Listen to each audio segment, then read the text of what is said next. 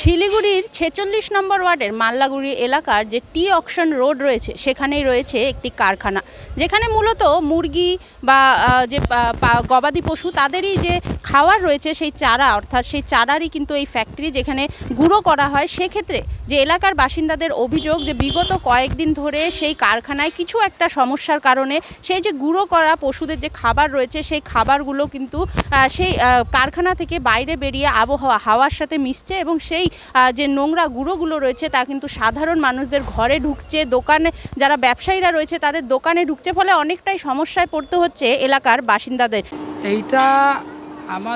এইটা আজকে সকাল থেকে হয়েছে। সকালে গেলাম, সকালে বললাম ম্যানেজার আসছে না, 10টার দিকে আসছে। ম্যানেজারের একটাই কথা আছে, আমরা যখন পর্যন্ত কমপ্লেন লিখবো না ওরা করবে না। আরে মেশিনটা তোমার খারাপ হয়ে যাবে তো আমাদের কমপ্লেনের জন্য আপনারা থাকবেন? এরা কমপ্লেন করবে তারপরে মেশিনটা বানাবো আমরা। যেরকম এইটা ফাইটে গেছে, এটা কিছু খারাপ হয়েছে, তো ওইটা নিয়েও আমাদেরকে দেখেন আর বাইকগুলো অ্যাক্সিডেন্ট হয়ে যাবে। উনার কথা আছে 6 লাখ মুরগি ইম্পর্টেন্ট, এখানকার লোক ইম্পর্টেন্ট নাই। এইটা মুরগির দানা রেডি হয়, ছাগলের দানা রেডি হয়, গায়ের দানা রেডি হয়, মানে যত এটা সকাল থেকে হয়, এর আগে থেকে মানে একটু একটু হইতো আর সাউন্ড হইতো 10টা বাজে। আজকে তো দেখছেন আপনারা কিরকম আছে।